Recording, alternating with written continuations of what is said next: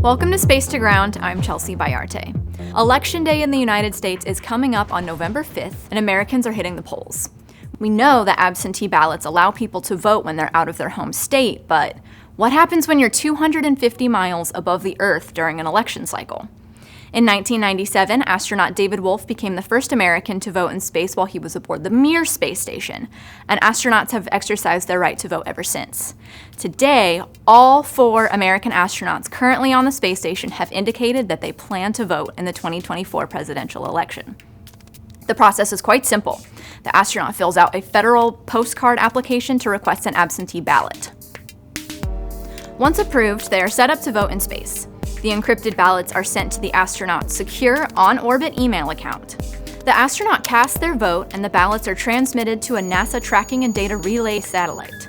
From there, the ballots are relayed down to the agency's White Sands test facility in New Mexico, and then routed to Mission Control in Houston.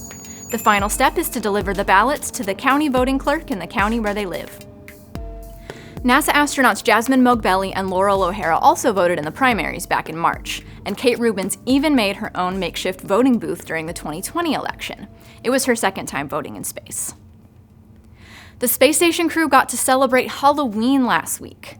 Holidays aboard the space station look a little different than they do here on Earth, but the crew still took the time to join in on the fun. NASA astronaut Don Pettit shows off his jack-o'-lantern costume.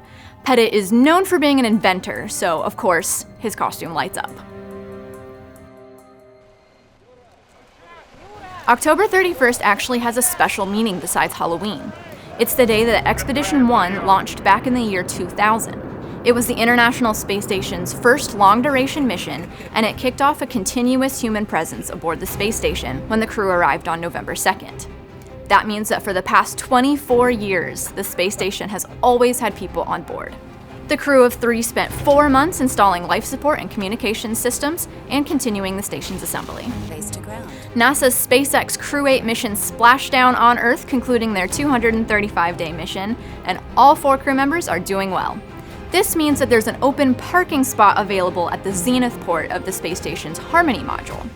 Next week, Crew 9 is going to get their spacesuits on, climb into their Dragon spacecraft, and move their spacecraft, effectively taking Crew 8's old parking spot.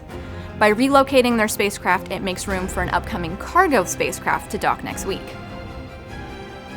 You can follow along with the port relocation live on NASA Plus. Our coverage begins at 6:15 a.m. Eastern Standard Time on Sunday, and the Dragon spacecraft will undock just 20 minutes later.